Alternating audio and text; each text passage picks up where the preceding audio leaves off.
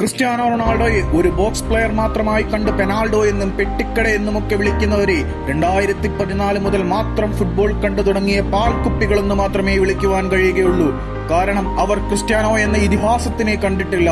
അവർ റൊണാൾഡോയിലെ goal സ്കോററെ മാത്രമേ കണ്ടിട്ടുള്ളൂ. Old ട്രാഫോർഡിലെ പച്ചപ്പുൽ മൈതാനത്ത് ചോരമണക്കുന്ന ചെകുത്താന്മാരുടെ ജേഴ്സി അണിഞ്ഞ് യുണൈറ്റഡിന്റെ മധ്യനിരയിൽ പന്തുകൊണ്ട് കവിത രചിച്ച ഫുട്ബോൾ മാന്ത്രികനെ അവരാരും കണ്ടിട്ടില്ല, അറിഞ്ഞിട്ടില്ല.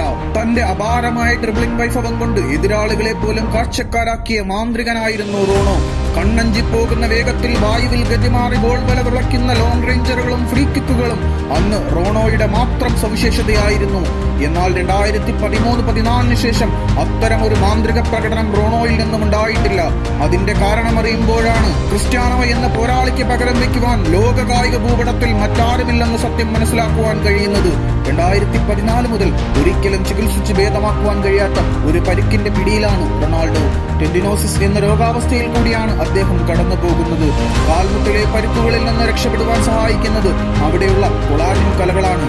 എന്നാൽ നിരന്തരമുള്ള ഡ്രിബ്ലിംഗ് പരിശീലനം മൂലവും വായുവിൽ ഗതിമാറുന്ന നക്കിൾ ബോൾ ഷോട്ടുകൾക്കുള്ള പരിശീലനം മൂലവും റൊണാൾഡോയുടെ കാൽമുട്ടിലെ കൊളാജിൻ കലകൾക്ക് നാശം സംഭവിച്ചു. ഈ രോഗാവസ്ഥയുടെ പേരാണ് ടെൻഡിനോസിസ്. ഈ രോഗാവസ്ഥയ്ക്ക് ചികിത്സയില്ല. ആകെയുള്ള പ്രതിവിധി ഫുട്ബോൾ അവസാനിപ്പിക്കുക എന്നത് മാത്രമായിരുന്നു. എത്ര കാലം ക്രിസ്ത്യാനോ ഫുട്ബോൾ കളിക്കുന്നുവോ അത്രയും കാലം ഈ രോഗം ക്രിസ്ത്യാനോയെ വേട്ടയാടുമെന്നും ഡോക്ടർമാർ പറഞ്ഞു. യൂറോ കപ്പിന്റെ ഫൈനലിൽ നേരെ നിൽക്കുവാൻ പോലും പറ്റാത്ത എത്ര വേദന സഹിച്ചുകൊണ്ട് പലതവണ ഗ്രൗണ്ടിൽ വീണു പോയിട്ടും ഗുരുതരമായ പരുക്കിനെ പോലും അവഗണിച്ചുകൊണ്ട് തന്റെ അവസാനത്തെ തരി ഊർജ്ജ കണിക വരെ വറ്റിപ്പോകും വരെ പിടിച്ചു നിന്ന ശേഷം കണ്ണീർ വാർത്തുകൊണ്ട് വീണ ക്രിസ്ത്യാനോ റൊണാൾഡോയെ പോലെ ഫുട്ബോളിനെ ജീവശ്വാസമായി കാണുന്ന ഒരു താരത്തിന് ഫുട്ബോൾ ഉപേക്ഷിച്ചു പോകുന്നതിനെ പറ്റി ചിന്തിക്കുവാൻ പോലും കഴിയില്ലല്ലോ. അയാളോടാണ് കളി നിർത്താൻ പറഞ്ഞത്.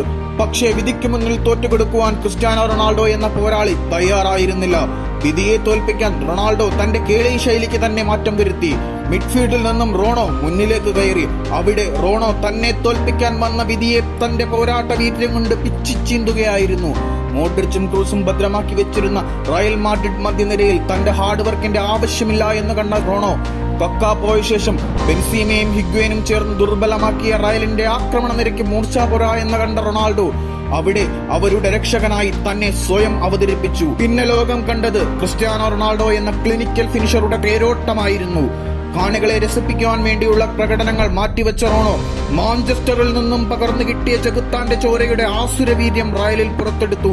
മാജിക്കൽ മിഡ്ഫീൽഡറിൽ നിന്നും കില്ലിംഗ് ഫിനിഷർ റോളിലേക്ക് റൊണാൾഡോ മാറി.